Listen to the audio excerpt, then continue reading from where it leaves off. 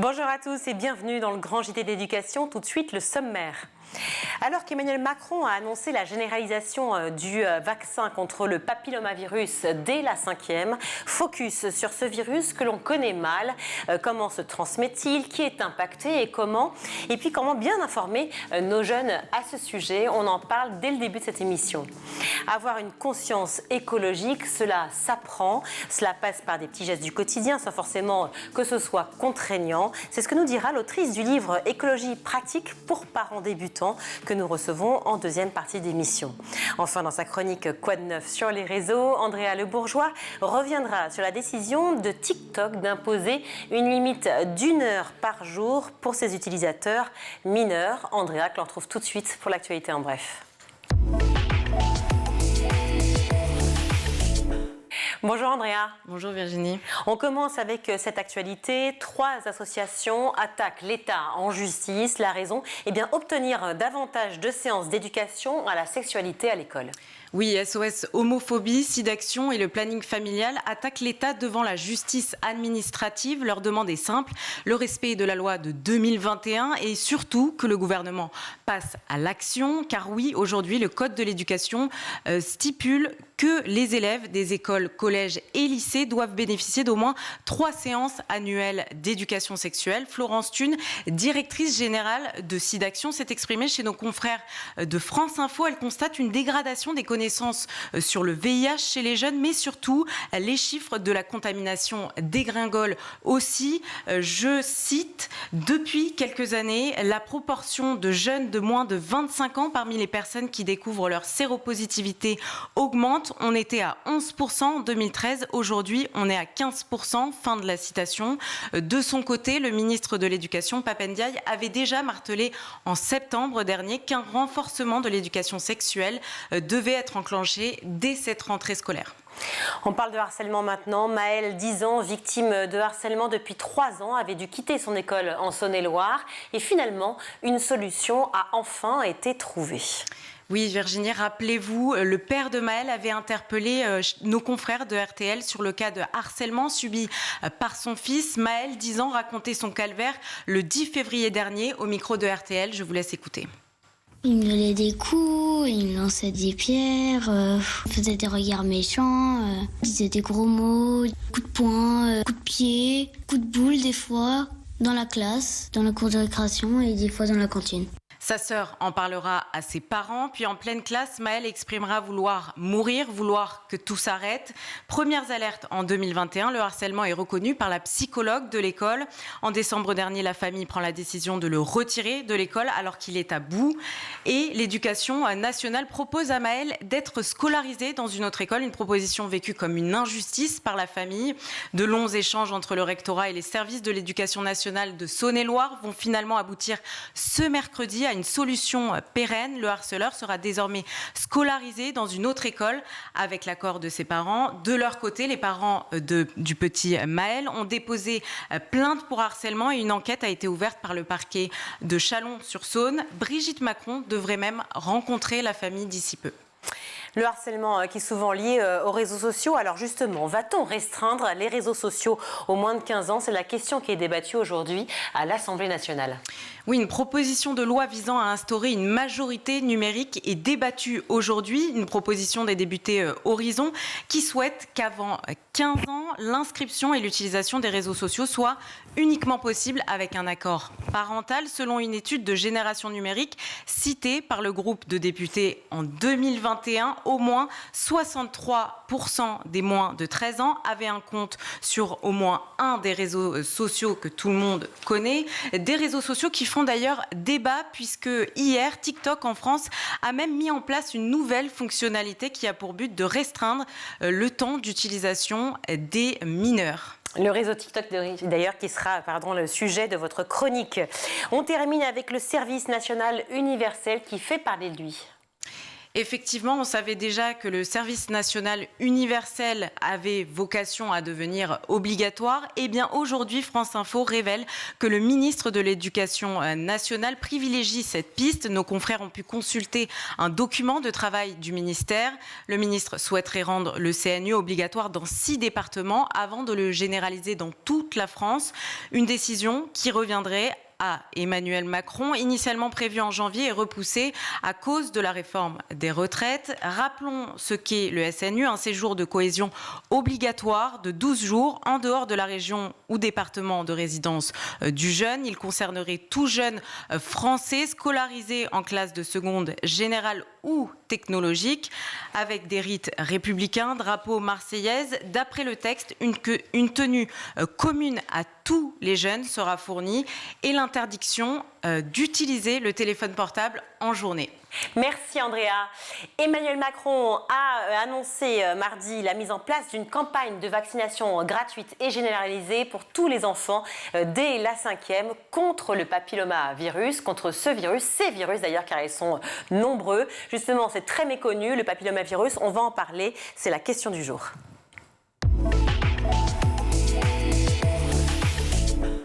Pour en parler, j'accueille sur ce plateau Dr Simeka, bonjour.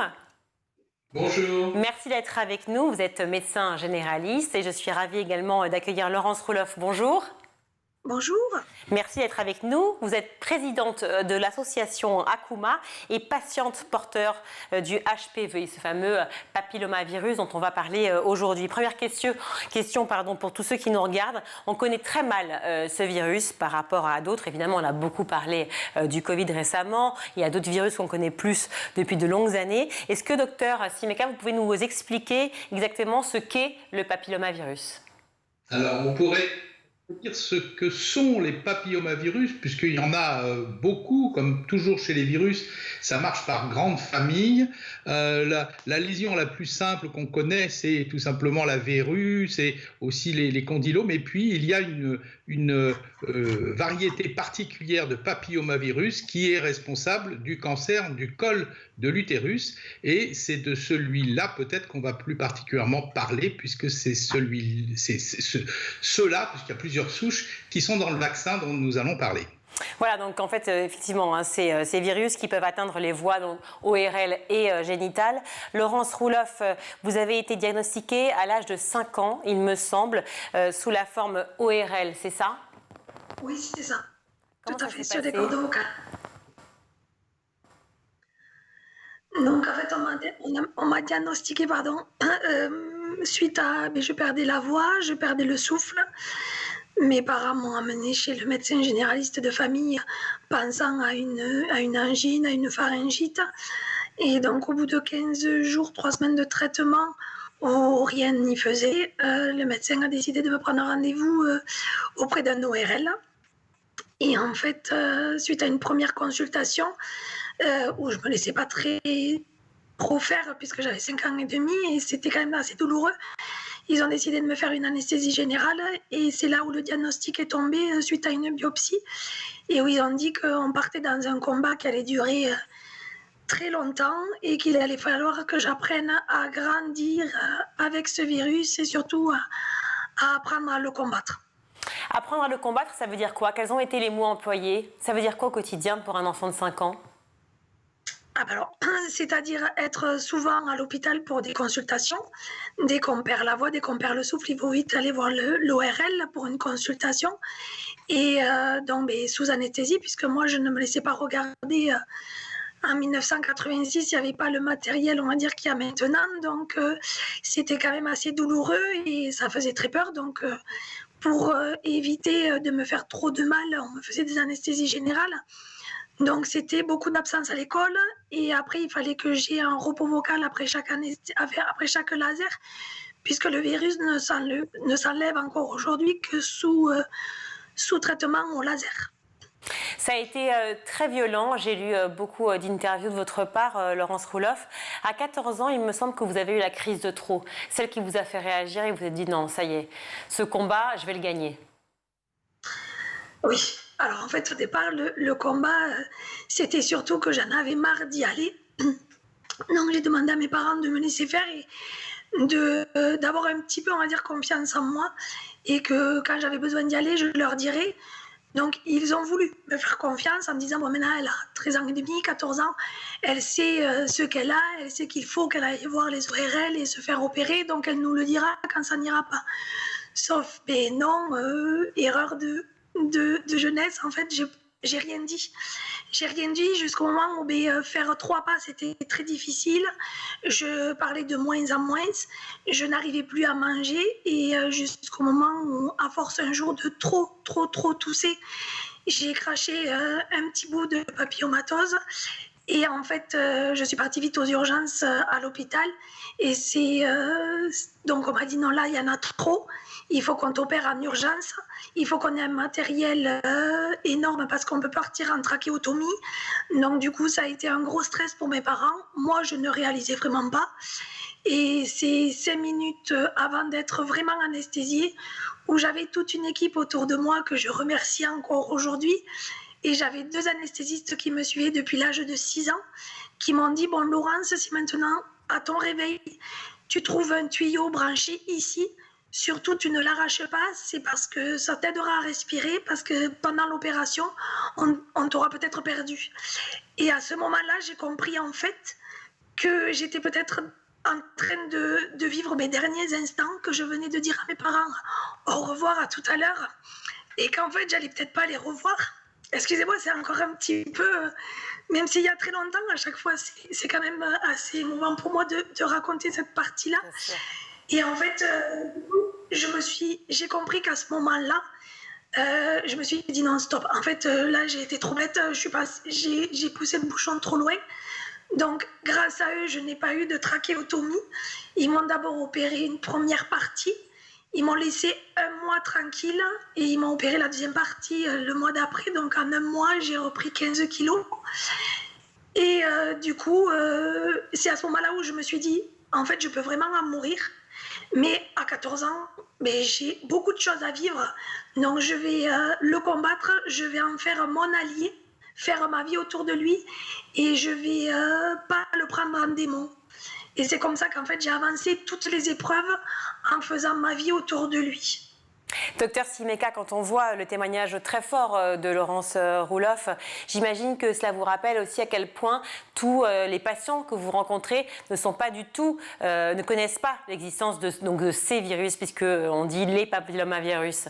Ils ne savent pas quel est l'impact sur les enfants. Oui, on ne devine pas les impacts et comme toujours, ce qui frappe et ce qui touche, bien évidemment, c'est le caractère absolument injuste. Hein. Quand on fume, on sait bien ce qu'on fait. Lorsqu'on a des relations sexuelles non protégées, on sait bien ce qu'on fait.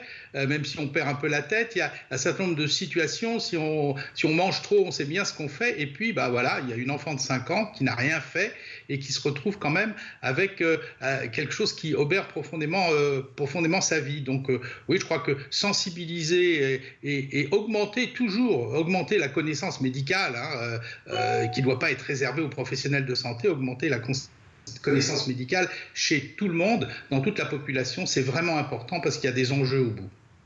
Oui, alors justement, vous parliez effectivement de rapports non protégés ou protégés. Là, en l'occurrence, une enfant de 5 ans qui est atteinte de ce virus-là, j'aimerais comprendre quels sont les risques en fait et quelles sont les transmissions de ces virus, puisqu'on le voit, enfant de 5 ans ou plus âgé, même avec des rapports protégés, on peut avoir ces formes de virus. Alors, la transmission du virus, effectivement, se fait quand même principalement par contact. C'est la raison pour laquelle cette vaccination elle est recommandée chez les adolescents ou préadolescents, enfin chez les adolescents, parce que on se retrouve avant les premières relations sexuelles et même les premiers contacts, puisque le schéma vaccinal de 2 injections se fait avant que les relations sexuelles n'aient eu lieu. Et c'est la raison aussi pour laquelle on recommande la vaccination chez les jeunes filles, mais aussi chez les jeunes garçons, parce que d'abord, ils peuvent eux-mêmes être victimes, parce qu'il y a des adolescents qui ont déjà des relations avec d'autres adolescents du même sexe, donc c'est les protéger bien sûr eux-mêmes, parce qu'il peut y avoir des lésions comme ce témoignage émouvant, des lésions au niveau de l'oropharynx, de tout le carrefour de la bouche, et puis des lésions au niveau anal, et puis surtout l'intérêt de vacciner aussi les garçons, c'est de pouvoir protéger en quelque sorte la population de façon globale. En vaccinant les garçons, on vaccine aussi leurs partenaires féminines d'aujourd'hui ou de plus tard. Laurence, est-ce que ça a été une des premières questions que vous vous êtes posées aussi, petite fille, alors peut-être pas à 5 ans tout de suite, mais après, quand vous étiez adolescente, de vous dire, mais enfin, comment j'ai attrapé ça? Qu'est-ce qui s'est passé? Est-ce qu'il y a un contact génétique? Les médecins vous l'ont dit, vous ont expliqué? Non, en fait, moi j'avais. Alors, moi je suis d'un petit village au sud de Toulouse, donc on n'avait pas, avant que les réseaux sociaux n'arrivent, pour moi j'étais, on va dire, la malchance. J'avais attrapé un virus avec lequel il fallait que je combatte toute ma vie, mais j'avais pas d'informations comme quoi j'avais d'autres patients comme moi. Juste ma mère avait posé la question aux ORL en disant est-ce qu'elle peut en avoir ailleurs ou pas. On lui avait juste répondu écoutez, pour l'instant on va combattre l'ORL, on verra plus tard, elle est encore assez jeune pour ça, on va pas l'embêter pour d'autres parties. Mais après on nous a jamais trop expliqué vraiment la raison, et c'est après quand j'ai monté mon association Akuma où j'ai fait la rencontre de plusieurs professionnels de santé, des gynécologues, des médecins qui m'ont un petit peu expliqué que en fait moi ça avait été transmis lors de ma naissance où ma mère avait des lésions qu'elle a combattues elle, et en fait moi je suis passée à ce moment-là et du coup j'ai été infectée comme ça lors de ma naissance. Une façon aussi, docteur, de prévenir aussi les mères et peut-être les pères aussi qui veulent avoir des enfants pour, j'imagine, prévenir aussi ces virus plus tard? Oui, bien sûr. Ça fait partie des choses qui maintenant sont quand même très surveillées, même si la présence du virus n'est pas toujours visible, et c'était peut-être le cas pour notre ami qui témoigne aujourd'hui, mais c'est vrai que les gynécologues, les obstétriciens sont très attentifs à cela, de la même manière qu'avec le virus herpès, on sait qu'il y a une contamination au moment du passage dans la filière, ce qui n'est pas du tout la même chose que par exemple le VIH où il y a une transmission directement par le placenta. Là, c'est vraiment, et quand on sait les choses, il y a une façon extrêmement simple de mettre l'enfant à l'abri, c'est par exemple de faire une césarienne.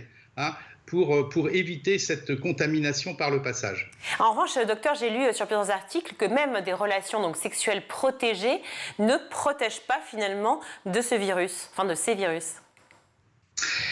Écoutez, tout dépend de ce qu'on appelle protéger. Si chaque partenaire est dans une pièce différente avec un téléphone portable, je dis ça pour rigoler un petit peu, mais il y a plusieurs niveaux de protection.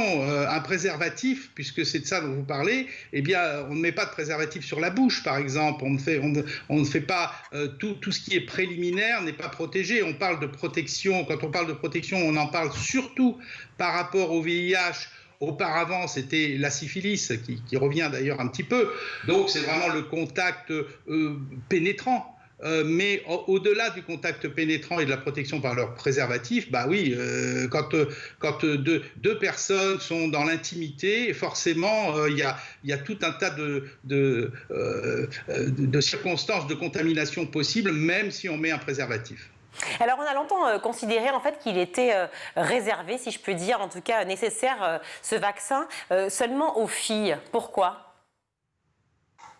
Au départ, la grande campagne de vaccination est partie lorsque le virus est sorti, le premier virus qui concernait quatre souches. C'était pour protéger du cancer du col, puisqu'on sait qu'il y a deux phénotypes de virus qui sont responsables d'à peu près 70% des cancers du col. Alors évidemment, toute la difficulté, c'est qu'il y a un délai énorme entre le moment où on se contamine par ce papillomavirus et le moment où ce cancer est susceptible d'apparaître. Ce n'est pas immédiat, ce n'est pas comme une vaccination plus classique contre la grippe, par exemple. Donc, c'est la raison pour laquelle on a dirigé ça sur les filles. Et puis maintenant, on considère, comme je l'ai dit, qu'il y a à la fois une protection solidaire en vaccinant les garçons pour protéger leur présentes ou futurs partenaires, et puis une protection aussi pour eux-mêmes, parce qu'il n'y a pas que des lésions au niveau génital, au niveau pénis pour les garçons. Il y a aussi des jeunes garçons qui ont déjà des relations sexuelles avec d'autres garçons. Il peut y avoir des lésions à d'autres endroits, au niveau donc de la bouche et de la gorge, au niveau anal. C'est la raison pour laquelle une vaccination est assez logique. Ça n'est pas juste une vaccination solidaire pour les garçons, c'est aussi pour eux-mêmes. D'autant plus que ce vaccin est remboursé, je crois, depuis janvier 2021, non ? Il est remboursé à 65 ou 70%. Enfin, oui, disons que maintenant, avec la généralisation de l'assurance complémentaire, on peut considérer qu'il est accessible pour tous. Laurence Roulave, justement, vous en avez fait aussi une priorité, j'imagine, avec l'association que vous avez montée Akuma, de pouvoir sensibiliser les garçons et donc évidemment les parents dans leur ensemble de ce virus, de ces virus. Oui, nous, on a monté l'association. Au départ, je vous avoue, c'était pour récolter des fonds, pour aider la recherche à lutter contre l'HPV, pour aider les patients déjà porteurs. Et en fait, je travaille avec un médecin généraliste qui m'a dit non, Laurence, généralise ton association parce que les garçons en font partie et tu verras que dans les années à venir, on va beaucoup parler d'eux. Et donc, du coup, on est parti ensuite pour faire de la sensibilisation auprès des jeunes et de leurs parents, où on fait des journées de sensibilisation. On est allé dans un collège et où on leur a expliqué ce qu'était le virus et comment on pouvait comment il se transmettait et quel était le moyen pour s'en protéger. Et donc du coup, maintenant le combat d'Akuma, c'est faire de la sensibilisation auprès des jeunes, de leurs parents et de toute la population et récolter des fonds pour aider les patients comme moi déjà porteurs, puisque pour l'instant pour nous c'est des interventions et voilà.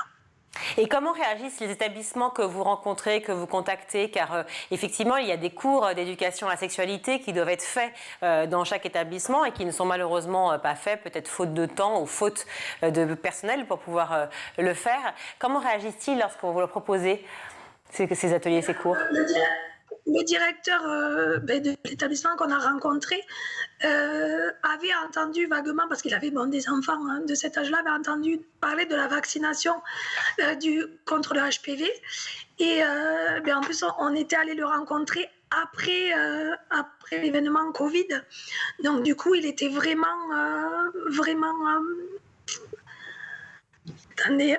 motivé, voilà, je cherche le mot, excusez-moi, il était motivé pour qu'on renseigne les adolescents pour les inciter à aller se faire vacciner pour qu'ils se protègent.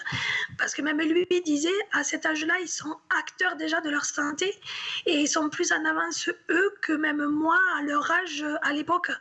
Parce grâce aux réseaux sociaux et grâce à toutes les informations qu'ils ont autour d'eux, ils peuvent même, eux, déjà décider et demander à leurs parents de se faire vacciner si on leur donne déjà les informations en amont.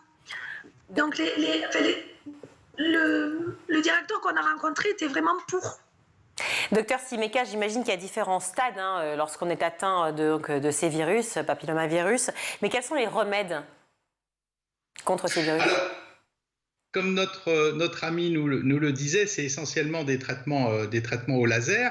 Il faut, petite précision, je disais tout à l'heure qu'il y avait un schéma à 2 injections à 6 mois d'intervalle en primo-vaccination, mais il y a un rattrapage possible pour les plus grands adultes ou les jeunes adultes qui voudraient se protéger. Il y a un rattrapage possible qui se fait avec 3 injections. Voilà. Le traitement du cancer du col se fait d'abord par le dépistage.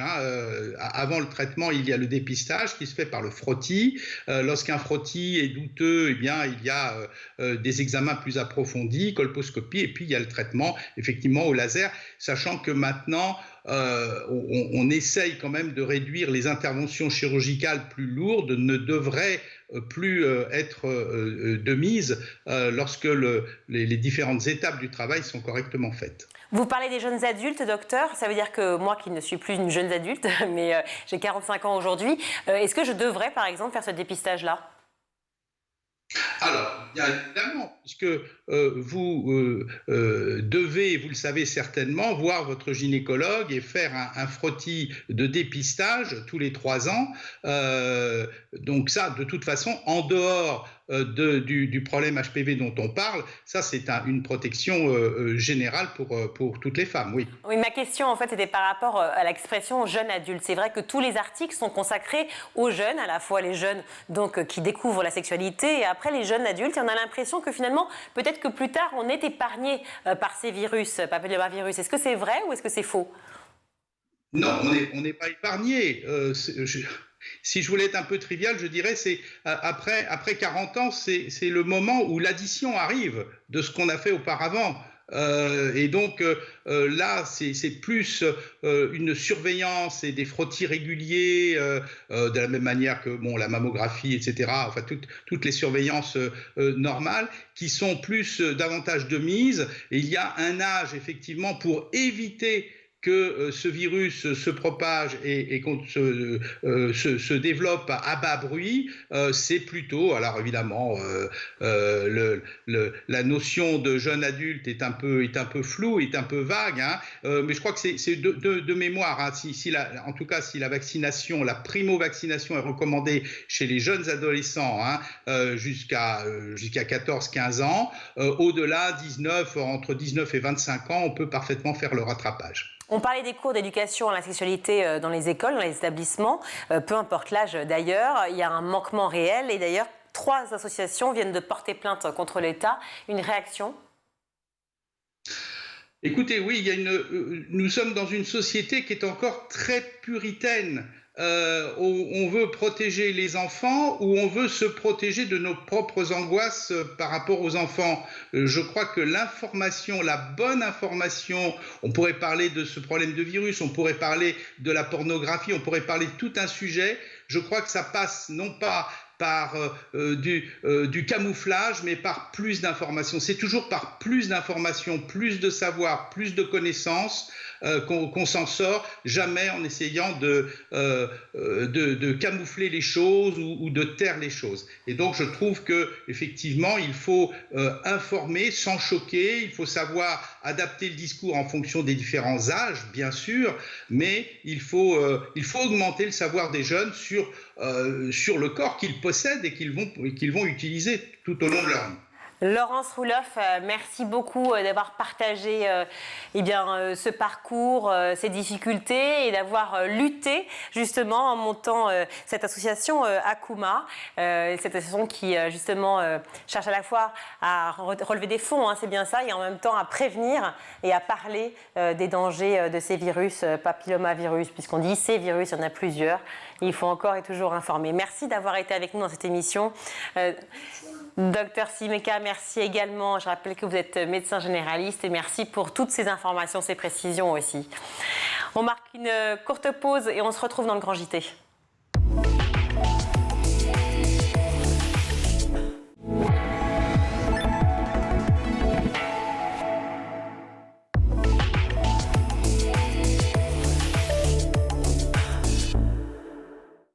De retour sur le plateau du Grand JT, je suis ravie d'accueillir Aline Dubry. Bonjour. Bonjour. Merci d'être avec nous. Vous êtes l'auteur de Écologie pratique pour parents débutants. Je me sens hyper concernée. Pourtant, je suis journaliste, pourtant je suis au cœur de l'information et pour autant je me sens parent débutant si je puis dire. Paru aux éditions First, vous êtes également conférencière, consultante en transition environnementale.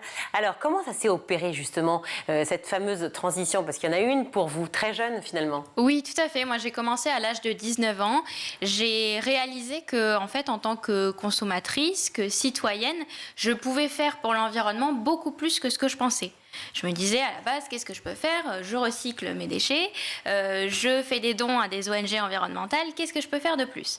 Et en réalité, je me suis rendu compte qu'on a une marge de manœuvre énorme sur nos impacts environnementaux du quotidien, sans pour autant chambouler sa vie, sans pour autant changer complètement de vie. Simplement, on va acheter différemment, on va acheter d'occasion, on va s'orienter plutôt vers les aliments plus locaux, plus biologiques, etc. Parfois, on va fabriquer maison. On en reparlera probablement tout à l'heure. On va préférer le lavable au jetable, etc. En fait, en une année de transition, en douceur, à mon rythme et à ma façon, j'ai réduit drastiquement mon empreinte environnementale. J'ai fait des économies et j'ai protégé ma propre santé, sans même le vouloir et le savoir au début. Alors tout ça, ça me paraît effectivement extrêmement logique et formidable. Mais moi, ce qui m'intéresse, c'est à quel moment, tout d'un coup, cette conscience de l'environnement, cette conscience écologique est arrivée? Alors, complètement par hasard, j'ai lu un article sur le mouvement Zéro Déchet, qui était vraiment naissant à l'époque, en 2014. Et c'est là que j'ai réalisé qu'on peut avoir des gestes simples dans notre quotidien et à la fois réduire directement nos empreintes environnementaux par des achats différents, etc., mais aussi contribuer à demander aux fabricants, aux distributeurs, des alternatives. C'est une façon aussi de vous rendre très citoyenne, enfin dire que acteur de cette société, actrice. Oui, tout à fait. C'est une façon de profiter de mon formidable pouvoir, entre guillemets, qu'on a nous en tant que consommateurs. Quand on achète, on encourage. Quand on achète autrement, on encourage d'autres pratiques et on demande globalement, c'est pas moi toute seule qui vais changer le monde. On est des millions à faire ça à notre échelle. On encourage des pratiques différentes. On le voit aujourd'hui dans nos rayons. Pourquoi est-ce qu'on a de plus en plus d'alternatives au plastique, rien que dans les grandes surfaces? Tout simplement parce qu'on est de plus en plus de consommateurs à demander d'autres matériaux, d'autres types d'emballages beaucoup plus respectueux de l'environnement. Vous parlez de transition, ça veut dire qu'en fait c'est un mode de vie complètement différent de celui d'avant.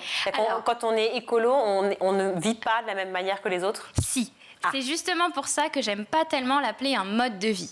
Moi, j'ai une vie complètement normale. Vous me croisez dans la rue, vous prenez un verre avec moi, vous ne savez absolument pas que je suis par ailleurs très engagée pour l'environnement.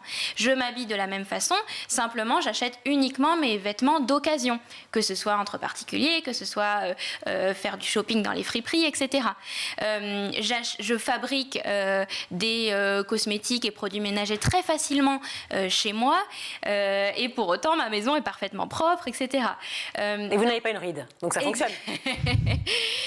Donc on peut avoir une vie complètement normale et ne vraiment pas changer de vie et vraiment se détacher de beaucoup de stéréotypes et de clichés qui sont associés à l'écologie. On reste quelqu'un de normal, simplement on va acheter les mêmes choses mais différemment. C'est quoi les stéréotypes? Vous en avez les stéréotypes sur l'écologie, vous Andrea? Moi j'allais poser une question d'ailleurs. Est-ce que c'est forcément cher d'être écolo? Je me doutais que vous alliez avoir celle-là. C'est peut-être un frein pour certaines personnes. Oui, c'est moi-même un cliché que j'avais en démarrant ma transition. Je me suis dit, allez, je suis prête à octroyer un petit budget pour ça. En réalité, pas du tout. J'ai fait énormément d'économies. Parce qu'on va investir dans du lavable plutôt que du jetable. Parce qu'on va acheter d'occasion des objets qui sont parfois encore neufs ou en parfait état. Parce qu'on va remplacer ces produits ménagers par du bicarbonate, du vinaigre blanc, etc. Tout ça, ce sont des produits très efficaces, mais très bon marché. Pareil pour les cosmétiques. De façon générale, on va consommer moins. J'ai une garde-robe un peu plus, entre guillemets, minimaliste que la plupart des Français, mais que je renouvelle régulièrement avec les achats d'occasion, avec les dons, avec les échanges entre amis, etc. On va consommer moins et on va consommer mieux. Et tout ça mis bout à bout, ça me permet de faire énormément d'économies et donc de pouvoir me permettre financièrement, avec ces économies, des gestes écologiques qui, eux, en revanche, coûtent plus cher. Typiquement, acheter plus d'aliments issus de l'agriculture biologique, des cosmétiques écolabellisés, etc. Ça, oui, ça coûte plus cher. Alors, écologie pratique pour parents débutants, tout est dans le titre. Et l'illustration aussi, l'illustration de Camille Image avec cet enfant qui est sur ce globe. Les parents qui le regardent, on imagine que c'est les parents ou en tout cas ou des copains qui le regardent avec l'air assez admiratif parce que finalement, ce sont les jeunes. Vous, j'allais dire, les jeunes qui portent un peu cette voie-là. Les parents sont un peu perdus, peut-être. Alors oui, paradoxalement, parfois on a des enfants qui apprennent et qui, entre guillemets, éduquent les parents sur les thématiques environnementales. Pour autant, moi, en tant que parent d'une petite fille de 2 ans, je veux inculquer à ma fille des gestes différents qui seront normaux pour elle. Je veux que ces gestes-là J'ai une question terrible en tête. Oui. Une fille de 2 ans, donc les couches, elles sont lavables ou jetables? Alors, c'est la grande question que j'ai aussi souvent. Nous, on fait un peu des deux. C'est aussi la démarche que j'ai dans le livre, c'est pas de pression, on fait chacun à son rythme, chacun à sa façon, et il n'y a pas forcément à choisir entre le jetable et le lavable. À la maison, on privilégie le lavable. Il y a aussi du semi-lavable qui existe. C'est-à-dire c'est lavé mais pas trop. Le cœur absorbant, lui, est jetable, et la culotte imperméable, elle, est lavable. Donc ça permet d'avoir des couches sans déchets plastiques, qui en fait représentent vraiment un intérêt environnemental. Il faut du temps aussi quand même pour tout ça, non? Il faut, alors pas forcément, juste pour en finir sur les couches, nous on utilise du jetable par exemple quand elle était à la crèche. Oui. La crèche refusait les couches lavables, ce qui est complètement compréhensible, donc on achetait du jetable mais engagé. Alors sans se faire avoir par le greenwashing, là aussi j'explique bien dans le livre comment éviter ces greenwashing et prendre vraiment des couches qui sont réellement plus écologiques, bien jetables. Alors justement, comment les reconnaître ces marques-là? Alors, typiquement, on va faire appel à des écolabels fiables. Je précise bien fiables parce que tous ne le sont pas. On va avoir typiquement l'écolabel nordique ou l'écolabel européen. Et on va privilégier aussi des couches qui utilisent des plastiques biosourcés, c'est-à-dire qui viennent, par exemple, de la canne à sucre, qui est un déchet agricole, plutôt que du pétrole. On va privilégier de la cellulose, donc le cœur absorbant de la couche, labellisé FSC ou PEFC, etc. Donc vraiment, je détaille un guide très simple avec une checklist pour bien choisir ces couches jetables, mais engagées. En fait, l'idée, c'est d'y aller étape par étape, peut-être, parce que là, on parle des parents débutants. Écologie pratique pour parents débutants. Donc, c'est une écologie qui est certes engagée, mais qui, en fait, se fait au quotidien, vous le dites clairement, qui est faisable, en gros. Exactement. Voilà, qui n'est pas trop contraignante, mais parents débutants. La première étape, c'est laquelle? C'est la conscience, déjà? Alors, oui, évidemment, je commence l'introduction du livre par pourquoi agir, pourquoi est-ce qu'on a des impacts environnementaux bien plus grands que ce qu'on pense, et quelles sont les actions prioritaires. C'est-à-dire qu'on va éviter les petites actions très anecdotiques. Par exemple, acheter une brosse à dents en bambou. Bon, on ne va pas éviter des gros impacts environnementaux par rapport à ça. En revanche, rien qu'en achetant d'occasion plutôt que neuf, on va éviter énormément d'impacts environnementaux. Il faut savoir qu'en moyenne, la fabrication d'un seul kilo d'objets manufacturés, ça génère 71 kilos de déchets, rien qu'à l'étape de fabrication. Mais cela voudrait dire qu'en fait, l'impact des consommateurs serait si fort que les producteurs cesseraient de produire autant? On va consommer moins. Donc oui, on va produire moins, c'est quand même tout l'intérêt, et on va consommer mieux. Vous pensez que les grandes marques de vêtements, par exemple, vont se dire, alors il y a plus de marché d'occasion, donc on va moins produire de vêtements neufs? Et oui, et on va s'orienter sur de l'occasion, ce que font énormément de marques de plus en plus. Je ne vais pas en citer, mais il y en a énormément qui proposent... Vous pouvez en citer plus de 3 en tout cas, si vous en citez. Il y en a énormément qui proposent sur leur site une section seconde vie. On a aussi le reconditionné qui se développe beaucoup pour les électroménagers, les appareils high-tech, etc. Tout ça, c'est parce que les consommateurs sont de plus en plus désireux d'agir et de consommer autrement. Donc, s'il y a une action à retenir, c'est vraiment éviter les achats neufs autant que possible, que ce soit par la seconde main, que ce soit par la location aussi. On peut louer ses jouets en médiathèque, en ludothèque. Alors là, on ne peut pas faire effectivement face à des problèmes de virus, en l'occurrence, ou des problèmes tout simplement d'hygiène quand on loue des jouets? Alors non, justement, ça c'est évidemment traité par les marques en question. Typiquement, vous avez des marques en ligne qui vous envoient un colis d'une dizaine de jouets différents adaptés à l'âge de l'enfant, qui sont évidemment désinfectés, contrôlés à chaque retour. Vous lavez pour le mois et ensuite vous le renvoyez et vous avez de la nouveauté tous les mois avec des objets en parfait état, beaucoup moins chers que si vous aviez dû les acheter et parfaitement nettoyés. Si votre fille aujourd'hui, elle a 2 ans, si votre fille dans 10 ans vous dit écoute maman j'en peux plus, tu me fatigues avec tes histoires d'écologie, avec d'environnement, etc. Comment vous réagirez? Il n'y a aucun souci. Il n'y a aucun souci. Et pourtant, si vous êtes aussi engagé, c'est que vous pensez qu'il y a quand même un drame manifeste qui s'opère. Évidemment, et le rapport du GIEC est là. Évidemment, quand la phase ado, il y aura cette phase-là, je m'y prépare psychologiquement. Mais mon objectif, c'est de faire de ces gestes-là sa norme, non seulement pour quand elle sera enfant plus grande, mais surtout quand ce sera elle, la consommatrice de demain. Et c'est ça l'objectif, de faire des petites actions, rien que juste quelques-unes dans son quotidien, c'est justement de faire en sorte que nos enfants aient cette norme-là quand ils seront adultes. C'est-à-dire que non, on ne va pas utiliser des plastiques une seule fois et les jeter. Ça, ce n'est pas normal. Non, on ne va pas consommer à outrance quand on peut faire facilement autrement. Lorsqu'on est curieux, par exemple, et qu'on souhaite devenir journaliste, qu'on souhaite parcourir le monde, se balader, comment on fait pour pouvoir justement être curieux, avoir peu de temps, travailler et pas prendre l'avion? Eh bien justement, acheter mon livre, parce que c'est exactement ça. Moi, j'ai une démarche vraiment la plus réaliste possible. Moi-même, j'ai pas beaucoup de temps et pas beaucoup d'énergie à accorder à tout ça. C'est pour ça que je vais pas vous parler de recettes très compliquées, de cosmétiques ou de produits ménagers où il faut passer son dimanche à faire son labo de chimie dans sa cuisine. Non, ça c'est pas du tout une démarche environnementale pour moi.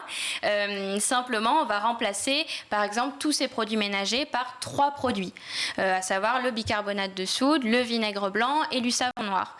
Avec ça et en les utilisant tels quels, il n'y a pas de mélange à faire, il n'y a pas de recette, quoi que ce soit. On a les dents blanches déjà. Utilisant tels quels, le bicarbonate de soude, c'est bon. on va nettoyer toute sa maison. Donc vraiment, c'est aller au plus simple. C'est pas parce qu'une action est simple qu'elle n'est pas efficace. Mais pour l'avion, on fait comment? Pour l'avion, ça c'est la grande question. On voyage plus localement et on découvre des coins absolument magnifiques en Europe. C'est ça aussi ce que je souhaite inculquer à ma fille. C'est ok, de temps en temps, on peut éventuellement prendre l'avion, mais c'est une fois tous les 10 ans pour un grand voyage énorme. Mais la plupart du temps, on voyage en train. Alors, j'ai la chance d'avoir une fille qui adore le train et les transports en commun. Donc, ça facilite l'histoire. Mais qu'on soit parents ou non, mon compagnon et moi, on avait déjà limité au maximum l'avion. J'entends évidemment le principe, effectivement, et c'est tout à fait louable, mais est-ce qu'il n'y a pas un risque aussi un peu de repli sur soi, quoi, en fait Non, justement, c'est ça l'intérêt d'avoir une démarche réaliste, c'est-à-dire qu'on ne va pas être extrémiste, on ne va pas devenir, entre guillemets, marginal, comme le veut certaines... Les Européens entre eux, et puis le continent asiatique, enfin, c'est compliqué, je veux dire, on a aussi besoin de cette différence, de cette richesse, ces différences de culture. Il y a énormément d'échanges aujourd'hui, qu'elles soient physiques ou non. Ça c'est sûr, on va pas. L'objectif c'est pas que chacun entre dans cette démarche et de ne jamais voyager. On voyage plus localement et de temps en temps on se fait. Et on fera attention sur d'autres choses du coup. Exactement. Merci mille fois Aline Gubry d'avoir été avec nous. C'est très intéressant du coup de lire ce livre Écologie pratique pour parents débutants. Je me sens totalement concernée et j'ai appris plein de choses du coup qui vont me permettre de pouvoir être bien plus écolo dans mon quotidien. Ce livre est paru aux éditions First, évidemment on peut le trouver partout, que ce soit sur internet ou dans les super librairies ailleurs. Enfin, on les connaît tous quoi. Merci beaucoup d'avoir été là. Merci. Tout de suite c'est l'heure de la chronique d'Andrea qui est avec nous sur ce plateau. Quoi de neuf sur les réseaux? Andrea, on va parler de TikTok. Ouais. Bon, alors pour ceux qui ne connaissent pas TikTok, je ne sais pas s'il y en a encore qui ne connaissent pas.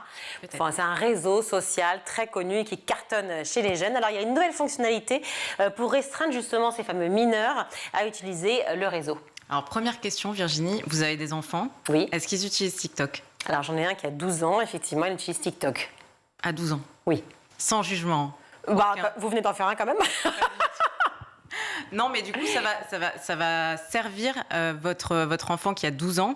Cette fonctionnalité, je vous explique, c'est une option qui va peut-être modifier son rapport à ce réseau social. Ça y est, l'application a décidé de mettre en place en France. Je dis bien en France parce qu'en Chine, l'application est totalement différente, les restrictions sont différentes, donc je vous expliquerai après. Donc en France, je disais, TikTok va installer dans les prochaines semaines un système permettant la mise en place d'un avertissement à tous les utilisateurs qui ont déclaré avoir moins de 18 ans au bout de 60 minutes d'utilisation. Vous en pensez quoi ? Je pense que c'est génial, mais moi j'ai déjà restreint effectivement mon fils à beaucoup moins en fait en utilisation. Ne serait-ce que pas par jour, mais par semaine. Ah oui ? Oui, carrément. Il utilise combien de temps par semaine, vous savez à peu près? Non, je ne peux pas juger, mais enfin, ce sera maximum 30 minutes dans la semaine. Ah oui, alors parfait. Vous êtes un des parents qui est responsable. Au-delà de 7 heures d'utilisation, un mot de passe sera demandé pour continuer à surfer sur le réseau social. Ce mot de passe pourra être mis en place et défini par un parent si le jumelage des comptes est effectué et est activé. Alors pourquoi maintenant? Pourquoi chez les mineurs? Une étude mondiale montre que les mineurs, en 2022, ont passé en moyenne 1h47 par jour sur TikTok, donc bien plus que votre fils. Bémol, le jeune en question pourra toujours désactiver l'option et surtout mentir sur son âge, comme nous le rappelle la psychologue Valérie Lévy. Pour elle, cette fonctionnalité est une avancée, mais ne doit pas déresponsabiliser les parents. Écoutez. C'est un message contre-productif, car le réseau social se substitue au rôle parental, dont le devoir est de fixer ce cadre d'exposition aux écrans. Et c'est difficile à imposer à l'adolescence si cela n'a pas été fait depuis qu'ils sont petits. Mais c'est aussi une déresponsabilisation des parents, car ce serait à cause du processus addictif de TikTok que leur ado passerait autant de temps sur les réseaux sociaux. Responsabiliser les parents, donc c'est ce que préconise cette psychologue et on en a parlé juste avant. Vous êtes responsable vis-à-vis de votre enfant, vous avez restreint les réseaux sociaux. À combien de temps à peu près vous disons que moi j'ai accès davantage à l'information et je sais à quel point ça peut être nocif, donc on a réduit, je crois que c'est à peu près 30 minutes par semaine, mais enfin je ne sais pas du tout à titre d'exemple, hein, mais je sais à quel point ça peut être marquant et je comprends maintenant pourquoi il y a une limitation. Il y a une version chinoise. Oui. La version chinoise s'appelle Douyin et elle restreint le temps d'utilisation au moins de 14 ans à 40 minutes et elle interdit de se connecter entre 22h à 6h du matin, ces jeunes enfants de moins de 14 ans, donc vraiment différent de l'utilisation faite en Occident. Aux États-Unis, une loi pourrait même interdire ce réseau social pour suspicion d'espionnage du gouvernement chinois. Alors pour les États-Unis, cette plateforme est considérée comme une porte dérobée vers toutes ces informations personnelles et c'est un algorithme axé sur les données et un suivi intrusif pour les États-Unis. Et la Commission européenne, je ne sais pas si vous en avez entendu parler récemment, Virginie, mais a même interdit l'application sur les téléphones professionnels de ses employés. Rappelons que le réseau social est sujet à de nombreuses dérives, désinformation, pornographie, harcèlement, défis dangereux. Mais comme vous le disiez en off tout à l'heure, effectivement, ça peut être aussi positif, comme pour les messages d'écologie, etc., de faire passer des messages à des enfants plus jeunes. Mais il faut quand même se souvenir que c'est un réseau social et que ça peut être dangereux en termes de défis, d'harcèlement et de pornographie. Et puis cela pose une autre question plus large dont on a parlé tout à l'heure dans l'actu en bref et qui est débattue aujourd'hui à l'Assemblée nationale avec la proposition de loi voulant instaurer une majorité numérique à 15 ans. Merci Andrea pour toutes ces précisions sur TikTok. Allez, tout de suite on retrouve Malika Ménard et Jessica Ouaha dans Souvenirs d'écolier.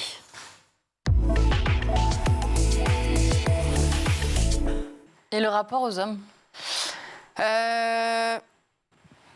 Ça dépendait des fois. Alors, quand j'étais petite, on avait les stéréotypes. T'es une fille. Un truc de mec. Voilà, ah bon, tu joues au foot, mais t'as pas les cheveux courts. Mais ah bon, tu joues au foot, mais pourtant t'es féminine. T'es pas en jogging, t'es pas en basket. Il y avait vraiment tous les stéréotypes possibles. Et puis après, en fait, ça s'est un petit peu démocratisé. Je pense que notre génération, on a voulu aussi montrer qu'on pouvait être un garçon manqué ou pas un garçon manqué, féminine ou pas féminine, qui on veut être et pouvoir jouer au foot et qu'il n'y avait pas de stéréotypes.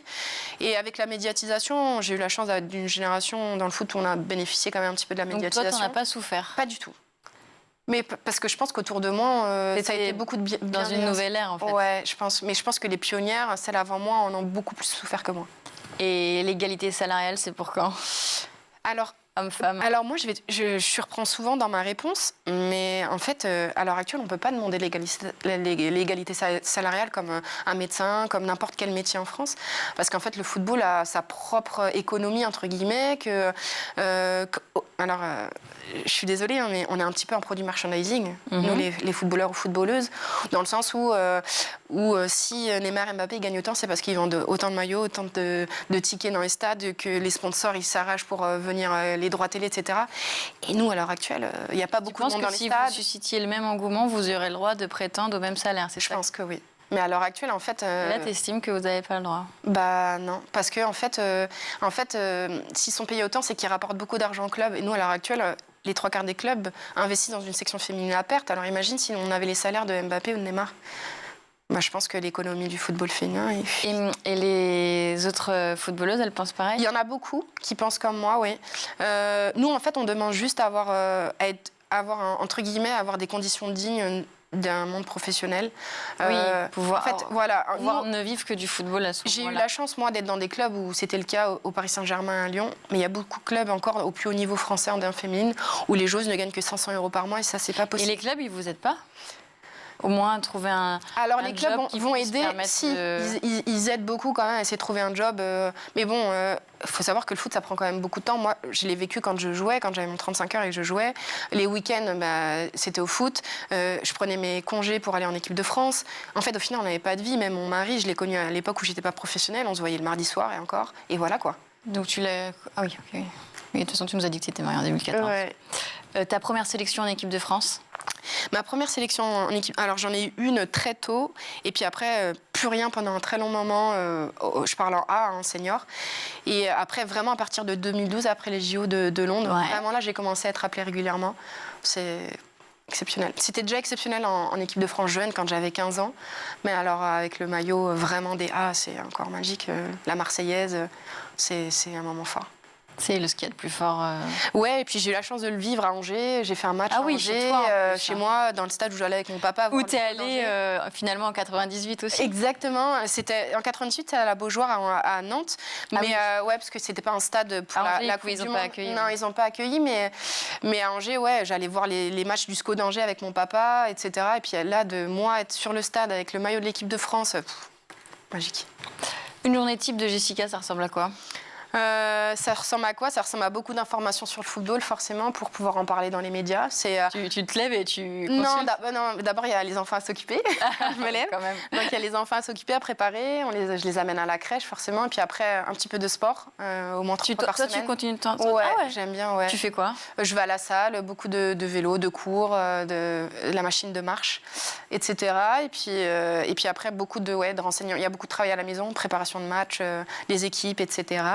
Et puis, s'il y a des émissions le soir, d'abord, je vais chercher les enfants à la crèche. J'ai la chance de pouvoir aller les amener, aller les chercher, généralement, les 3/4 du temps. Et c'est que le soir, tes émissions? Les émissions, c'est que le soir, essentiellement. Donc ça me permet, sauf quand on est en déplacement sur les commentaires de match, où là, des fois, je pars la veille ou le matin tôt pour pouvoir commenter les matchs. C'est déjà la fin de ce numéro. On se retrouve demain, toujours en compagnie de Jessica Ouara-Domo pour la suite de Souvenirs d'écoliers. Merci Malika, Jessica. À demain. Tout de suite, c'est le meilleur de School TV avec le ZAP. Si vous visitez le Louvre avec le bouquin de Barthélémy Glamas, c'est un petit peu ce que vous allez pouvoir amener. Évidemment, il peut y avoir un regard d'histoire de l'art, d'historien de l'art, un regard sur la peinture, notamment la sculpture, etc., mais aussi un regard sur l'histoire tout court. On vient beaucoup en famille au Louvre, d'ailleurs. On vient beaucoup en famille au Louvre et on a l'ambition d'accueillir de plus en plus de familles. C'est important. Le Louvre, c'est un lieu de transmission, c'est un lieu d'éducation, c'est un lieu où l'on se côtoie, enfin, où on rencontre pour la première fois l'histoire, les objets, et où on apprend certains concepts fondamentaux et essentiels. On s'y confronte pour la première fois. Quand je disais que c'était un voyage sportif auquel vous nous conviez, c'est que si dans la vraie vie, on veut quand même suivre le truc, alors là, pareil, je vous montre le plan, enfin, un des plans, je crois que je suis au premier étage, voilà, du Louvre, et si je veux voir, par exemple, des œuvres de l'Antiquité, c'est en verre, donc il y en a ici, mais il y en a là, mais il y en a là, mais il y en a là, etc. Il faut quand même cavaler beaucoup. Il faut beaucoup cavaler. Pourquoi les musées se sont organisés comme ça, en zone géographique, finalement, alors que ça peut raconter une autre histoire? Eh bien, parce que quand les premiers musées se sont constitués, en France, en l'occurrence, à la toute fin du XVIIIe siècle, il a fallu trouver des grands principes pour organiser les œuvres. L'idée, c'était pas de les mettre pêle-mêle un peu partout. Et naturellement, un des premiers principes qui s'est imposé a été celui des écoles nationales, surtout au XIXe siècle, au moment où la question des identités nationales était assez brûlante. L'invention de l'État-nation. Tout à fait. Ouais. Et d'un certain point de vue, le musée d'aujourd'hui est encore l'héritier de ces grandes classifications du XVIIIe et du XIXe siècle. Et un ouvrage comme celui-là a pour objet de montrer qu'au-delà de ces classifications-là, si on connecte les différentes parties du musée entre elles, eh bien, on découvre un autre discours et on apprend une autre histoire. TikTok pourrait être interdit, Gaël? Potentiellement, on attend encore les réponses. Les raisons en fait, de toute cette actualité, c'est que TikTok a admis que les données des utilisateurs partaient en Chine. Et ils n'ont pas répondu sur la nature de ces données. Quand on regarde ce qui est demandé par TikTok, quand on installe l'application, moi je ne l'ai pas installée. Donc j'ai juste demandé là sur mon mobile à quoi TikTok avait accès, à mon agenda, à ma caméra, à ma liste de contacts, à ma localisation, à mon micro, à tous mes espaces de stockage. Autre permission, l'intégralité de mon réseau. l'intégralité de mes moyens de paiement sur l'App Store. C'est un service qui peut tourner en fond de tâche. L'intégralité de l'accès au réseau Wi-Fi à proximité de mon téléphone. Bref, on a toute une liste. Elle est longue. Hein. Mais je me fais l'avocat du diable, c'est pas déjà le cas d'autres réseaux sociaux? C'est le cas d'autres applications, c'est vrai, mais qui se plient, elles, et qui ont, de point de vue politique, rendu certaines des comptes, soit en Europe, soit aux États-Unis, sur la nature des données qui étaient captées et ce qu'elles en faisaient. Ce n'est pour l'instant pas le cas de TikTok. Encore une fois, ils ont admis que les données s'en allaient, que c'était évidemment pour améliorer l'expérience utilisateur de ces usagers, mais ils n'ont pas donné la nature des données qui partaient. Donc, compte tenu de la liste que je viens de donner et de l'incertitude de ce qui part réellement en Chine et qui peut être accessible par des employés de TikTok, c'est ce que TikTok a annoncé, on peut se poser des questions. Il n'appartient qu'à eux aujourd'hui de clarifier la nature des données qui s'en vont vers la Chine. Frédéric Regourou, est-ce que vous avez le sentiment que les métiers du monde agricole sont méconnus ? En fait, ils sont un peu galvaudés. En fait, j'ai l'impression que les jeunes ont une mauvaise image de l'agriculture, un peu arriérée, un peu pas en phase avec son temps. Alors que aujourd'hui, un agriculteur, c'est aussi quelqu'un qui manipule la technologie, c'est quelqu'un qui est en contact des animaux. Et je pense que si on présentait à tous les jeunes collégiens vraiment ce qu'est le métier d'agriculteur en 2023, peut-être qu'ils seraient moins réfractaires à venir. Je rappelle qu'on a régulièrement des places et surtout une insertion professionnelle très très importante. Nos élèves sortent de nos établissements avec un métier très rapidement. L'insertion professionnelle sous les 6 mois, elle est très très importante. Donc pour apprendre un métier et pour surtout en trouver un, n'hésitez pas à venir dans l'enseignement agricole public. Dans l'heure de la récré, vous nous racontez l'histoire d'un tour du monde, un autre en famille. Mais oui, déjà l'idée de faire un tour du monde est géniale. Le faire en famille, à 5 en l'occurrence là, c'est encore plus génial. Mais le faire en petit avion à hélice, là, c'est encore plus original. Et c'est le cas d'une famille canadienne, les Porter, originaires de Vancouver, qui ont fait un tour du monde pendant 7 mois. Les Porter, on les voit d'ailleurs, ils sont 5 parce qu'il y a des enfants, c'est ça, pas, il y a des enfants, maman, les enfants qui sont grands. Tout à fait, 3 enfants grands. 2 filles de 21 et 18 ans, un garçon de 15 ans. Et le programme initial, c'était la visite de 50 pays en 14 mois. Et c'est le papa qui pilotait l'avion. Avion qui a quand même coûté 350 000 €. Alors un petit budget, mais la famille explique qu'ils économisaient depuis des années pour faire ce voyage. D'accord, un garçon, les grands ça va, mais le 15 ans, il n'avait pas école. Si, il faisait école à distance, tout était prévu. D'accord. Et d'ailleurs, la famille a raconté tout le périple sur un site internet, c'est hyper bien fait, allez voir, c'est le www.5indesky.com. Et alors le voyage, je vous le disais, il devait durer 14 mois, malheureusement, ils n'ont pu en faire que 7, parce qu'un des membres de la famille a eu des soucis de santé, ils ont préféré rentrer à Vancouver, mais ils ont quand même eu le temps de visiter 19 pays. Et ils ont parcouru quand même plus de 46 000 kilomètres. Voilà pour la jolie histoire du jour dans l'heure de la récré. Beaucoup d'historiens commencent à se faire entendre à ce sujet en expliquant qu'il faut mettre en garde justement contre ces interprétations parfois à géométrie variable de l'histoire. Encore une fois, il faut faire attention aux informations, évidemment, qu'on reçoit en ligne. C'est encore plus vrai quand on pense, justement, aller vers des sources d'informations. On en parle beaucoup ici dans l'École du Futur. Toutes les semaines, on met en avant des YouTubeurs, des TikTokers ou des influenceurs pédagogues et positifs sur énormément de matières différentes. Derrière certaines chaînes YouTube pour enfants, il y a de la désinformation qui peut se cacher ? Bah oui, c'est l'accès est facilité depuis quelques années. On a tout qui arrive même parfois aux enfants sans qu'ils aient besoin de cliquer, et ça vient à eux.